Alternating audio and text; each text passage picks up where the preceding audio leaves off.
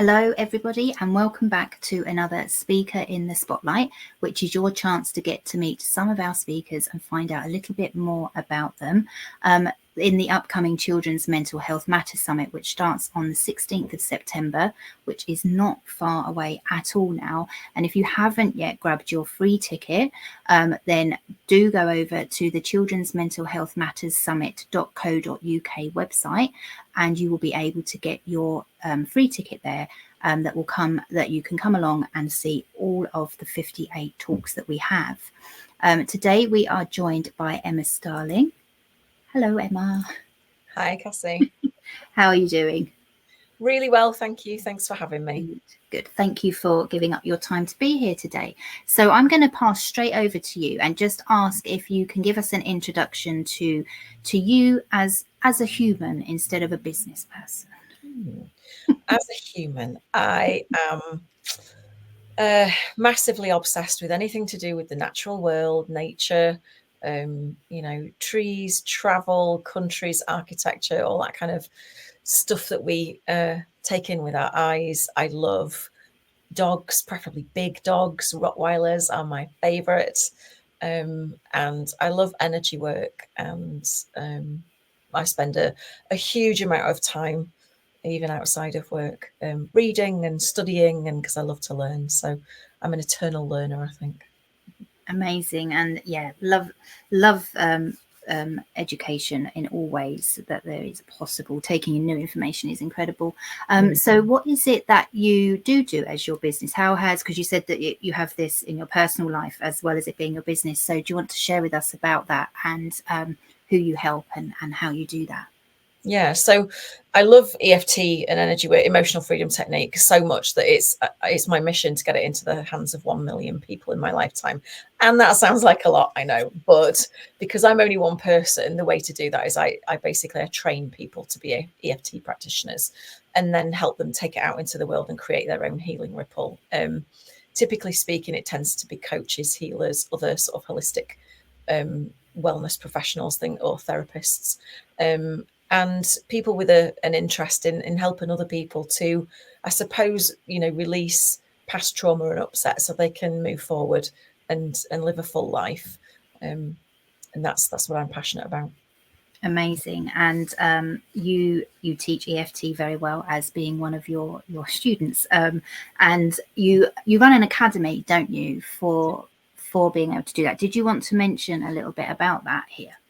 Sure, thank you. So yeah, the Evolved Energetics Academy it's like a one-stop shop. So you don't just learn how to be an EFT practitioner all the way up to advanced level, but there's all things in there as well to help you to kind of embody your skills and then to develop as a practitioner. So there is personal therapy with an in-house therapist who is fabulous. There's sound healing, there's business training, there's money block stuff, because it takes a village to raise a child. And so the saying goes, and it takes a village to create a really skilled and confident EFT practitioner as well. So I try to create communities where everybody supports each other. Nobody's really at the helm. I'm just the one who issues the certificates. So we're all in there together, sleeves rolled up, mucking in and learning from each other. And I always try to bring new, fresh things in. And the most recent thing is the trauma-informed side of the certification, because that's just becoming so prevalent these days that I wanted to include it. Yeah, it's amazing, and it takes the EFT to a whole new level, doesn't it? Which is amazing. And without sort of going too much on a tangent, I'm sure that many people have heard about EFT, and obviously Esme's talk has gone out as well. But do you want to just sort of explain, because I know you love doing this bit, just explain a little bit about what EFT tapping is for people listening? So really, for me, the crux of it is a tool that you can have. So every time I talk about EFT, I get an itchy nose. I'm really sorry. I'm not picking my nose. It goes itchy. I'm really sorry. It's unavoidable. You know that it's working when you get itchy. Yeah, I only have to think about it and it's like right there. How embarrassing. So EFT for me, the more I think about it, the more simple I can put it these days, which is it is a tool that you can use to regulate your nervous system and bring you out of a stress response and into a regulated state of being. It's simple, it's non-invasive, you can do it absolutely anywhere, and it basically brings you back to who you are, because when you're in a stress response, that part of your brain that lets you think straight just goes nope, and it goes off to the bar for a pina colada. When you tap, it comes back on, so you can make decisions, you can be creative and intuitive and all that good stuff. There's a myriad of other things that it does, and I could wax lyrical about it for hours, but in essence, that's what it's all about. Yeah. And it is amazing. And as I say, we won't linger too much, but one of the biggest things which I love about tapping is I'm off now with the itchy nose, is that you don't have to talk about the actual thing. So a lot of therapies, you have to go over the thing. And the thing about tapping is that you acknowledge it, but you don't have to go into all the ins and outs, because your brain knows what they are without you pointing it out. So it's amazing, even for trauma stuff. So it's so powerful. It's amazing. And so your links do go out with this interview of where people can contact you and find out more about you. But do you tend to be in one place? Is there one place that you're more likely to see messages or emails or whatever than others? Yeah, I tend to live on Facebook, really. It's where my business grew up. It's where I've been for the last 15 years, much to my chagrin, because they keep... Anyway,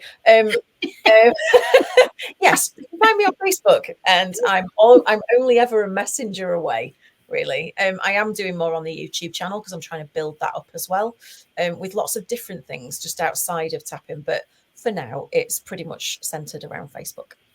Amazing. And you do have a podcast as well, don't you, that people can tune into? So I do, and I keep forgetting about that. It's called Emotions Unlocked, and series 1 was all about the lower vibrational kind of, unhelpful emotions, and this one is more the positive side of it, and kind of like manifesting, I suppose. And it's just an interesting journey. We don't plan it, we rock up on the day and we decide the subject and we go for it. So it's a really interesting experiment, but it's helping a lot of people, so that's good. Amazing. So do be sure, if you've got any questions about EFT or the Academy, or you want to listen to Emma's podcast, please do connect with her, which will be amazing. So a little bit of a change of direction now. So you are one of our returning speakers, which is amazing. So I'm just asking everybody as well, but what was it that drew you to the summit, and with yourself, what made you want to come back? So what made me want to come back was I saw what happened in the first one and the impact that it made, and how phenomenal it was in terms of helping people, children, parents, caregivers, teachers, whatever it was. It was so impactful that I always would like to be involved, going forward. But why it's so personal to me is because when I was, even though I don't have biological children myself, I have a stepdaughter, but I as a child was very anxious and very odd one out, let's say, and struggled a lot at school and went through a little bit of emotional bullying and things like that. And so I really understand what it feels like to be a young person with no tools, nowhere to go necessarily, or in a situation where you don't know who to talk to, and I desperately needed what I have now back then. And so if I get the chance at any time to impart this kind of knowledge and help to people, I jump on it. Yeah, amazing. And we're we're so pleased to have you back, especially sharing about tapping, which when I was talking to one of the other speakers, I strongly think it should be in the curriculum, in the preschool curriculum, and even during pregnancy, or even before, not necessarily all around children. Everyone should try tapping in some way because of what it does, but around pregnancy and having young children, it can help with all of the stuff. It is really magical, and it's just tapping. It's so simple. So yeah, and so what is it that you are going to be sharing with us this year in your presentation?